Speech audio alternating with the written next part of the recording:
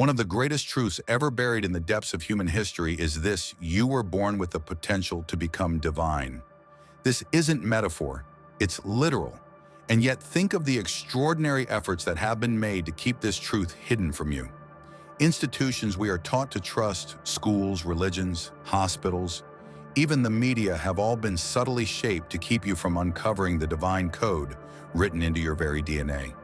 These systems weren't built to empower you. They were built to control you. Take a moment to reflect honestly. Have you ever felt, even for just a fleeting second, a connection to something far greater than yourself? A surge of insight that came out of nowhere.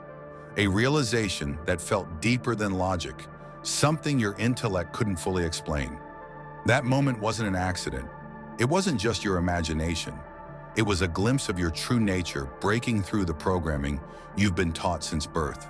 The ancient Egyptians understood this well. They spoke of something called Neter, a term often misinterpreted as merely God. But Neter is far more profound. It refers to a universal life force, the cosmic intelligence that breathes life into everything that exists. The ancients knew it was within us and they revered it. But today's institutions have buried that knowledge beneath layers of fear, distraction, and misinformation. The truth is radical. Every single human being carries this divine spark. You were not born just to work, pay bills, and eventually die. From the moment you took your first breath, you've had the ability to recognize that your consciousness is not separate from the universe. It is the universe expressed through you. But here's the catch: the system was never meant to support that awakening. On the contrary, it was built to keep you asleep. Let's start with something as basic and intimate as your food. The food system that is controlled by corporations is a sophisticated weapon that is used against your consciousness. You are doing more than just harming your physical health when you consume processed foods that are laden with synthetic chemicals, artificial sweeteners, preservatives, and genetically modified organisms, GMOs. You are consuming substances that have been developed with the express purpose of calcifying your pineal gland and causing disruptions in your neurochemistry. The pineal gland, which is a little organ in the center of the brain that resembles a pine cone, has been honored by practically every ancient spiritual tradition. It was referred to be the seat of the soul by the Egyptians. Descartes referred to it as the primary seat of the soul and explained that it is the location where all of our thoughts are founded. This is the site of the third eye, also known as the Ajna chakra, which is considered to be the center of spiritual perception according to Vedic traditions. And what exactly takes place in today's society as a result of the daily bombardment of fluoride, that we submit this holy organ to fluoride, builds up in the pineal gland at higher concentrations than it does any place else in the body, which ultimately results in calcification happening. Based on research, this is true. Science that is supported by evidence. Melatonin is a hormone that not only helps you sleep, but also acts as a potent antioxidant that protects your brain. When your pineal gland becomes calcified, it loses its capacity to produce ideal levels of melatonin. More crucially, from the point of view of consciousness, a calcified pineal gland restricts your capacity for spiritual vision, your ability to access higher planes of awareness, and your ability to acknowledge your divine essence. Nevertheless, the assault on your pineal gland is just the beginning of the process. Take, for example, the microplastics that have recently been discovered in human brain tissue, placenta, and blood. These substances contain compounds that disturb the endocrine system, which means that they interfere with the hormones that are responsible for regulating your brain function and consciousness. The heavy metals that are present in your environment, such as lead, mercury, and aluminum, are able to pass through the blood-brain barrier and accumulate in neural tissue. This causes the delicate electromagnetic fields that your brain uses for communication to become disrupted. Your brain does not function solely through the transmission of chemical impulses. Despite the fact that it acts as a sophisticated bioelectric system, conventional medical education tends to dismiss its potential significance. Then there is glyphosate, which is the herbicide that is used the most all over the world. According to study, glyphosate acts in conjunction with aluminum to further weaken the pineal gland when it is present. Is it possible that the fact that this particular assemblage of elements, which are the most detrimental to your spiritual ability, is the most prevalent in your environment, simply a coincidence? When you look beyond the physical toxins and consider the psychological and energetic weapons that are being used against your consciousness, the systematic nature of the suppression of your consciousness becomes even more apparent.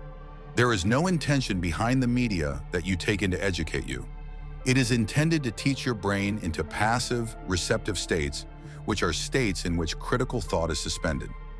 In order to generate trance-like states in which your subconscious mind becomes programmable, news programming makes use of hypnotic techniques. These tactics include particular pacing of speech, repeating message, and emotional triggering, respectively.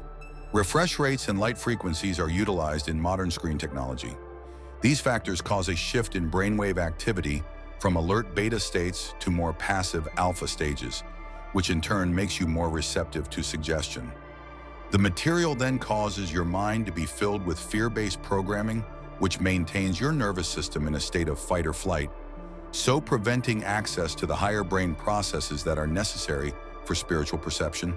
The purpose of all of this is to service a system that anticipates your compliance and consumption. Traditional methods are not capable of exerting control over a people that has attained a state of spiritual awakening and is aware of its divine nature. Once you have realized that you are an infinite mind that is experiencing a human experience for a limited time, you will no longer be susceptible to being influenced by the fear of death, scarcity, or separation. On the other hand, there is something that is occurring that is far more profound, something that goes beyond even the deliberate control systems of humans.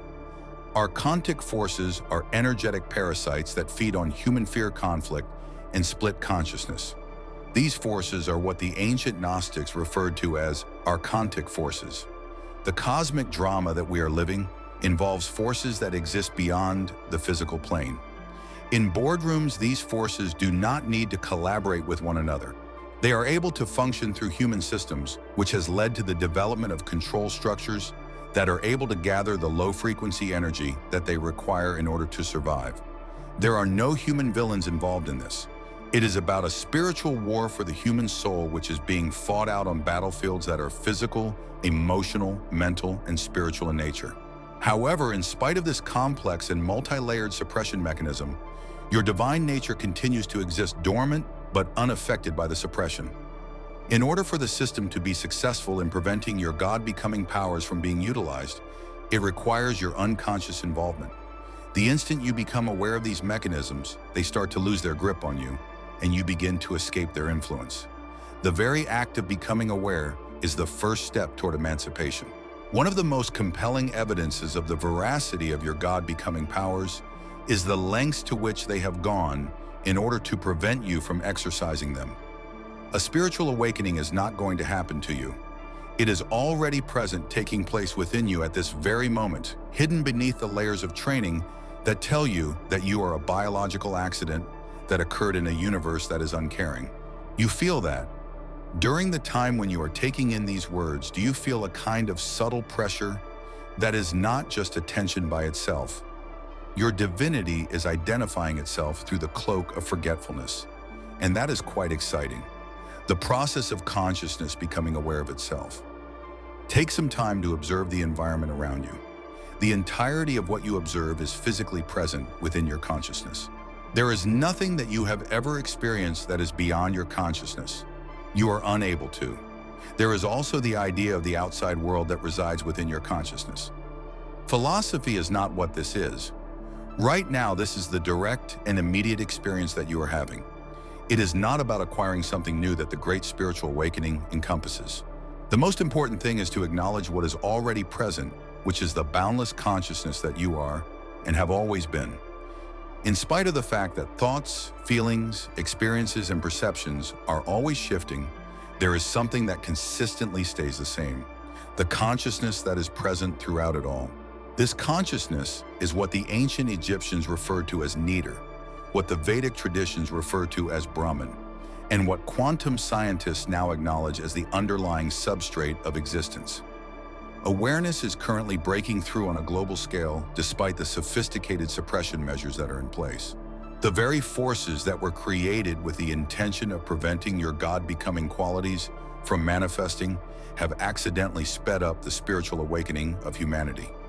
Extreme polarization, corruption, that is becoming more and more visible, and the unmistakable deterioration of the environment are all factors that serve as catalysts for compelling humanity to rethink the narratives that have kept us spiritually anesthetized.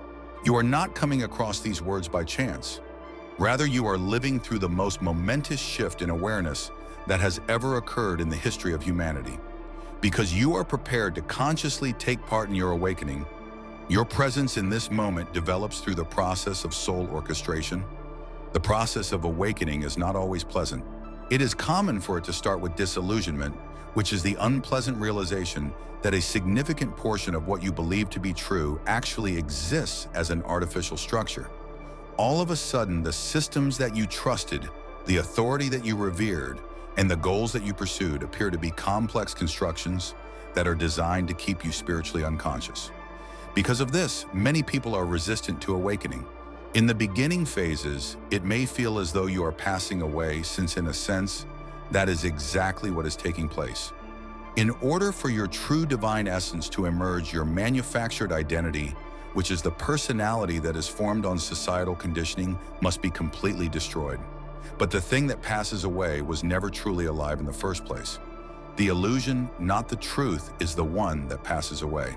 Pure consciousness, which is your genuine nature, cannot perish since it was never there in the first place. It is not constrained by time or space, and it expresses itself through form without ever being constrained by any of those things. On the other hand, this fundamental truth is present in every genuine spiritual tradition. The fact remains, however, that religious institutions have frequently buried it beneath layers of dogma and control. Please give us a like and subscribe to our channel if you are experiencing something in your heart as I talk. I am going to keep assisting you in the future. To put this into perspective, the way to freedom is not through casual meditation or general spirituality. Rather, it is through systematic action. Specific technologies that have been developed over the course of millennia with the sole purpose of liberating mind from artificial limits. Your liberty is not a theory, rather it is a doing of it. This is what takes place when one stops merely imagining a spiritual awakening and begins to actually embody it via direct action. One basic reason is the failure of the majority of spiritual teachings. It is in the domain of conceptions that they remain. They will provide you with lovely concepts on your divine nature, but they will not show you how to break free from the forces that are actively obstructing their manifestation. I am going to present you with something unique, implementable strategies for removing the obstacles that stand in the way of your godlike abilities. When it comes to releasing your awareness from the systems that are created to contain it, this is not an abstract philosophy, but rather a tactical approach and a strategy. Examine your life at this very now. How much of your day-to-day experiences are in harmony with the divine potential that you possess? Within the context of your spiritual awakening, how many of your choices actively encourage it? How often do you choose to disregard your more profound understanding in order to conform to the expectations of others? You should be completely honest with yourself. Understanding the scope of your enslavement is the first step toward achieving freedom. It is not via the use of force that the control mechanisms that we have described, ranging from processed foods to media programming, are able to sustain their authority. They are able to keep it up via habit. The chains that bind your divine nature are the habits that you perform without even realizing it. The act of breaking those chains takes more than just inspired action. It is necessary to take logical action and maintain a firm commitment to your freedom all the time. It is important to begin with the most essential basis, which is your physical vessel. Even though some spiritual shortcuts may try to convince you otherwise, your body and your consciousness are not two distinct entities. It is a manifestation of consciousness. The condition of your physical system has a direct influence on the extent to which you are able to experience your divine essence. It is not a complete coincidence that your physical health has been strategically disrupted. The suppression of spirituality is built on this foundation. Meals that are neurologically detrimental are produced by the corporate food system.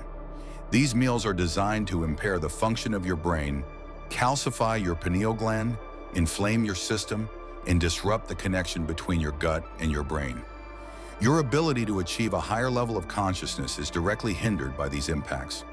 Neurotransmitters are produced in greater quantities in the gut than in the brain. Your neurochemistry is negatively impacted when you consume processed meals, which has a direct impact on your mood perception and spiritual receptivity. The first step toward achieving freedom is therefore to take responsibility for the food that you put into your body. Neither perfectionism nor rigorous dietary dogma are relevant to our discussion.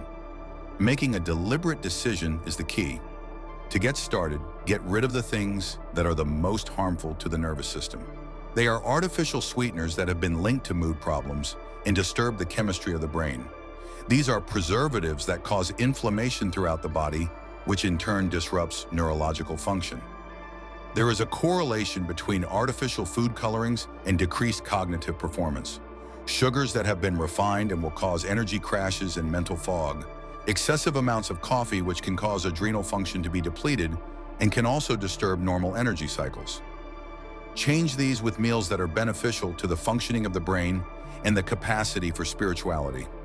Avocados, olive oil, and omega-3 fatty acids are examples of healthy fats that can help boost brain communication through their presence. Brain tissue is protected from the damaging effects of oxidative stress by antioxidant-rich berries.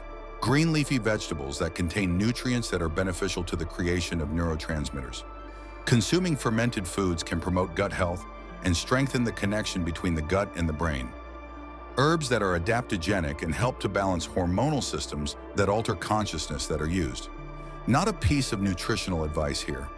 This is a direct counterattack against one of the key weapons that is employed to repress your divine nature. In addition to proper nourishment, your pineal gland, which is the physical nexus of spiritual perception, needs specific support in order to decalcify and perform at its highest potential. There is evidence that fluoride accumulates in the pineal gland at higher amounts than it does elsewhere else in the body. This accumulation causes the pineal gland to become calcified, which hinders its ability to perform its functions. This is supported by scientific literature that has been subjected to peer review. A tailored response is required in order to combat this. Get rid of fluoride in your water by filtering it. You can use fluoride filters or reverse osmosis to purify the water. Fluoride-free toothpaste should be used. An increase in the consumption of natural detoxifiers, such as cilantro, spirulina, and chlorella, is recommended. Supplementing with iodine, which can assist displace fluoride, should be done under the supervision of a professional. You should engage in detoxification practices on a daily basis that are designed to help your body's natural cleansing mechanisms. Beyond the basis of your physical body activation is necessary for your energy body.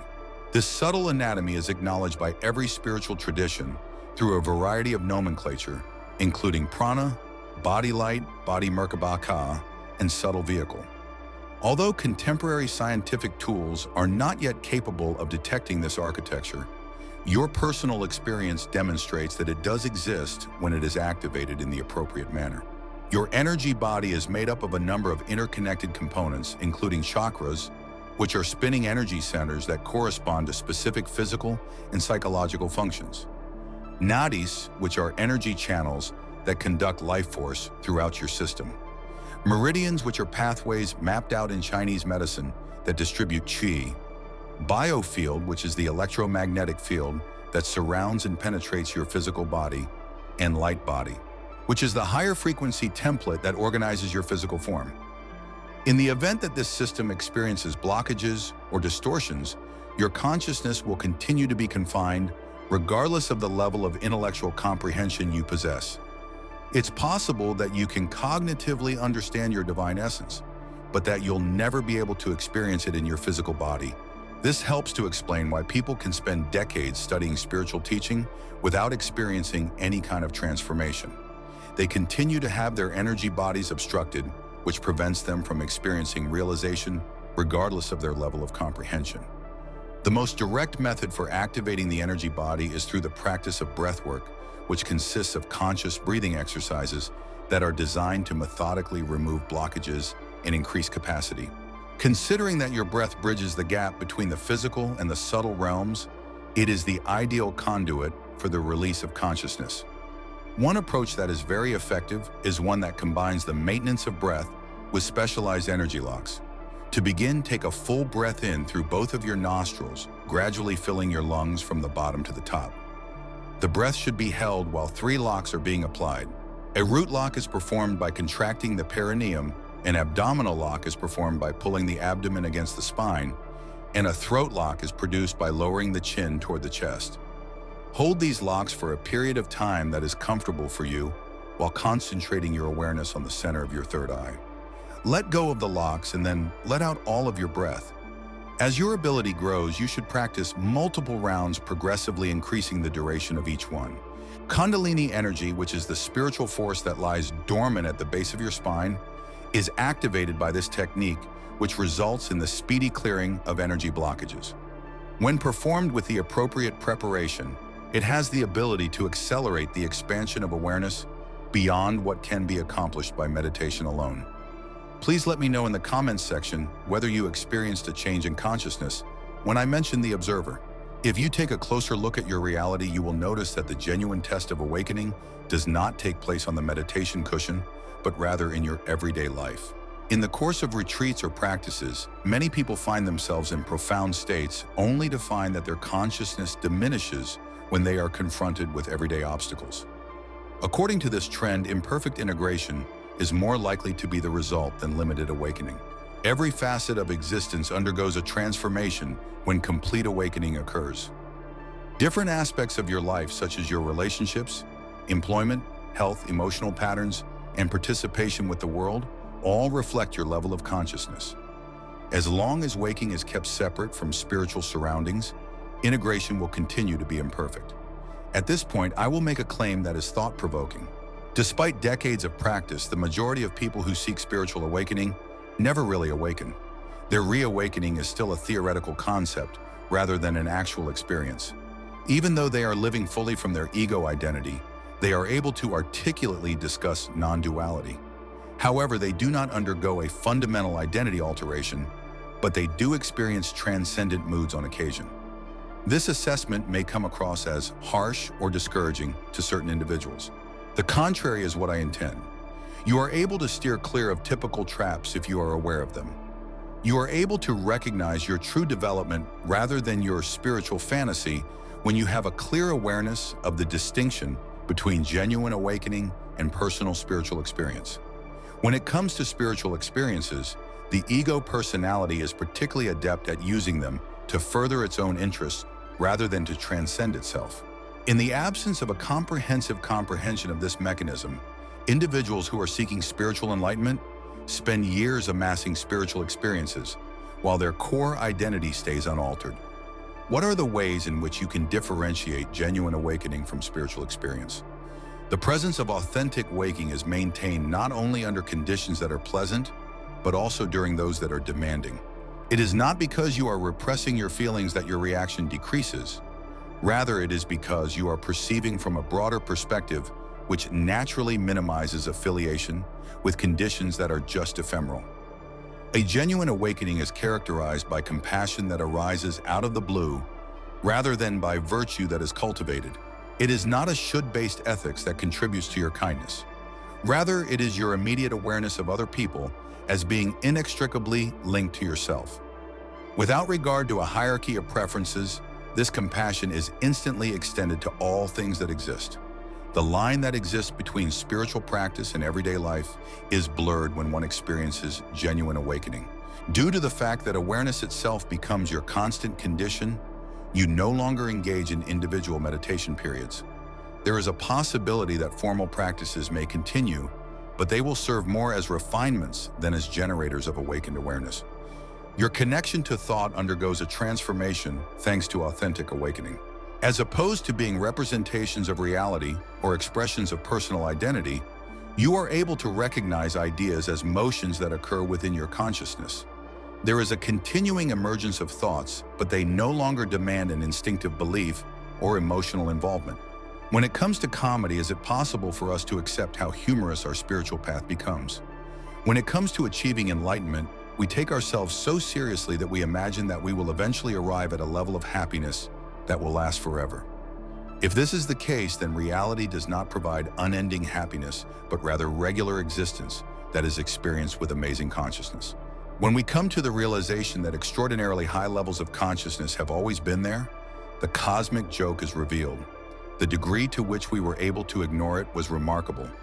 Imagine if consciousness is laughing at the elaborate efforts that we are making to obtain something that we have never lost, such as seeking so hard for glasses that are perched on our heads or scouring so desperately for keys that we are holding in our hands. This folly is well-rooted. Extending oneself beyond the false boundary that separates the spiritual from the mundane is the first premise of living liberty. In spite of the fact that this divide is useful for early stages of development, perfect emancipation eliminates all such categorizing processes. It is possible to transform every experience into a spiritual practice by engaging with awakened consciousness. This includes anything from washing dishes to sexual intimacy to business dealings. In spite of the fact that this integration appears to be a straightforward idea, it poses a challenge to the lifelong programming that compartmentalizes reality. A significant number of human beings keep distinct modes of operation for various aspects of their lives, alternating between one's professional self, relationship self, spiritual self, and public self, without being consciously aware of the transitions between them. When one achieves complete emancipation, these false distinctions are eliminated, and in their place, a united awareness that is able to retain its integrity in every circumstance is established. Both flexibility and challenge are created as a result of this constancy. In order to achieve freedom, one must employ energy that was previously squandered on the maintenance of distinct identities. The difficulty arises when settings that were created for segregated awareness react to the presence of unified consciousness. To provide a funny scenario, consider the possibility of bringing a wholly genuine presence to the typical business conference, which is characterized by the maintenance of comfortable facades through the use of unspoken agreements. A consciousness that has been awakened is able to see beyond political positioning, ego ambitions, and fear-based conformity, while also preserving compassion for all affected parties. Individuals frequently experience discomfort as a result of this clarity that is devoid of judgment because it reflects what they are actively working to obscure in themselves. Now magnify this dynamic across all of the social environments that are built for sleeping rather than woke consciousness. Your understanding of the reasons why genuine liberty demands both awareness and courage is quick to develop. There is friction within systems that are constructed upon collective pretense when people are able to see clearly while yet responding compassionately. There are certain spiritual practices that avoid this friction by isolating themselves and creating environments that are solely dedicated to the growth of enlightened consciousness. Although this strategy may be useful in the short term for laying the groundwork in the long run, it results in bypassing rather than liberation. In addition to being able to perform in regulated contexts, complete freedom can also function inside everyday situations. As a result, the practical questions arise. How is it possible to keep your awakened awareness while you are in situations that are geared to repress it? How is it possible to have productive relationships with people who are operating from completely different states of consciousness without causing conflict that is not necessary? What are some ways that you can traverse social institutions that are constructed on ideas that your awakening reveals to be false? The answers to these questions are not found via the use of formulas, but rather by present in the moment that is tailored to the specific circumstances of each individual circumstance. Particular principles, on the other hand, offer direction regardless of the circumstances.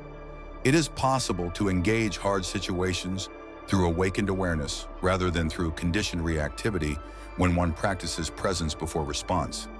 It is possible to make room for wisdom rather than automaticity if you keep a conscious gap between the input and the response. Even the most challenging interactions can be transformed simply by engaging in this technique, which replaces reactive clarity with responsive clarity.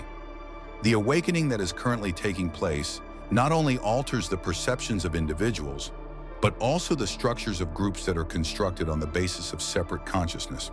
Economic systems that are based on artificial scarcity, political institutions that are founded on opposing dynamics, and social groups that reflect competition rather than collaboration are all in need of radical restructuring as the influence of awakened consciousness continues to grow. The emancipation that is attainable is more than what can be fully conveyed by words. This is due to the fact that language originated from detached consciousness, which attempted to explain objects rather than having awareness recognize itself. According to the pointer, the moon is unable to contain the reality that it knows. On a similar note, these notions can only provide an indication of what consciousness must recognize directly through itself. Now, at this very instant, take note of the awareness that is included in the appearance of these words. The awareness itself, the knowing presence that registers these things without being characterized by them, should be considered rather than the thoughts that are associated with awareness. This immediate non-conceptual awareness is a part of your core nature, and it exists regardless of the transient things that may emerge within it.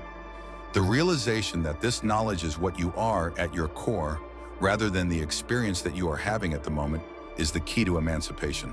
Everything else that we have investigated supports this fundamental recognition, which is the waking of consciousness to itself through human form temporarily appearing as you.